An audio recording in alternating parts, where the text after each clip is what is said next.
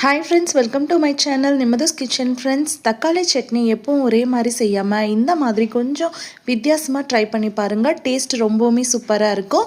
வாங்க இது எப்படி செய்கிறதுன்னு பார்க்கலாம். வீடியோக்குள்ளே போகலாம். பேனில் 2 ஸ்பூன் அளவுக்கு எண்ணெய் சேர்த்துக்கோங்க. இது கூட 1 ஸ்பூன் கடலைப்பருப்பு, 1/2 ஸ்பூன் உளுந்து சேர்த்துக்கோங்க. இது கூடவே 1 ஸ்பூன் அளவுக்கு வரமல்லி சேர்த்துக்கோங்க. இப்போது அடுப்பை மீடியம் ஃப்ளேமில் வச்சு இது எல்லாத்தையும் நல்லா வறுத்து விட்டுக்கோங்க. பருப்பு கருகிடாமல் இந்த வறுப்பட்ட மணம் வர வரைக்கும் நல்லா வறுத்துக்கோங்க. லைட்டாக கலர் சேஞ்ச் ஆனதும் இது கூட காரத்துக்கு 4 வரமிளகாய் சேர்த்து மிளகாய் கருகிடாமல் நல்லா வதக்கி விட்டுக்கோங்க.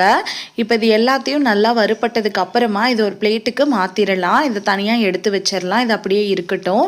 இப்போ அதே எண்ணெயில் 6-7 பல் பூண்டு சேர்த்துக்கோங்க. 1 இன்ச் அளவுக்கு இஞ்சி சேர்த்துக்கோங்க. கூட ஒரு பெரிய வெங்காயத்தை கட் பண்ணி சேர்த்துக்கலாம். இப்போ வெங்காயம், இஞ்சி, பூண்டு எல்லாமே பச்சை வாசனை போக நல்லா வதங்கி வரணும். அந்த அளவுக்கு வதக்கிக்கோங்க. இப்போ பாருங்கள், வெங்காயம் நல்லா நிறம் மாறி வந்திருக்கு. இந்த அளவுக்கு நல்லா வதங்கி வந்ததும் இது கூட நல்லா பழுத்த தக்காளியாக 2 மீடியம் சைஸ் தக்காளியை கட் பண்ணி சேர்த்துக்கோங்க. இந்த மாதிரி நல்லா பழுத்த தக்காளியாக சேர்த்தும் போது சட்னி ரொம்பவுமே டேஸ்ட்டாக இருக்கும். இப்போ தக்காளி நல்லா குழஞ்சி வரணும், அந்த அளவுக்கு வதக்கிக்கலாம். இப்போ இந்த சட்னிக்கு தேவையான அளவு உப்பு சேர்த்து நல்லா வதக்கி விட்டுக்கோங்க.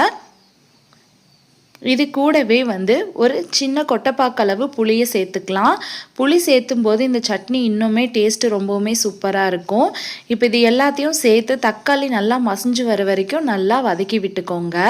இப்போ பாருங்கள், தக்காளி நல்லா மசிஞ்சிருச்சு. இப்போ கடைசியாக இது கூட ஒரு கொத்து கருவேப்பிலை, கொஞ்சமாக மல்லி இலை சேர்த்து லைட்டாக வதக்கி எடுத்துக்கோங்க. ரொம்பவும் வதக்க தேவையில்லை.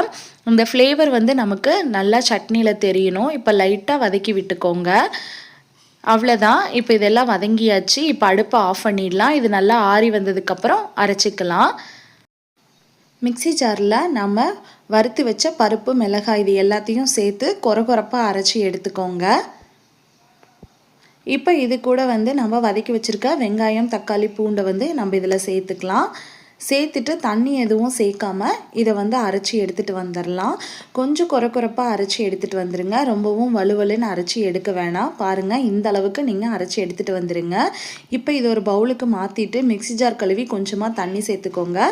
இப்போ இதுக்கு தாளிப்பு கொடுத்துடலாம். தாளிப்பு கரண்டியில் 1 ஸ்பூன் எண்ணெய், கொஞ்சமாக கடுகு, உளுந்து சேர்த்து நல்லா பொரிஞ்சு வந்ததும் ஒரு கொத்து கருவேப்பிலை சேர்த்து தாளிச்சு இதில் சேர்த்துருங்க. அவ்வளோதான், சூப்பரான தக்காளி சட்னி ரெடி ஆகிடுச்சுங்க. இட்லி, தோசைக்கு சாப்பிட்றதுக்கு ரொம்பவுமே டேஸ்ட்டு சூப்பராக இருக்கும். நான் சொன்ன இதே மெத்தடில் ட்ரை பண்ணி பாருங்கள். டேஸ்ட்டு ரொம்பவுமே நல்லா இருந்துச்சு.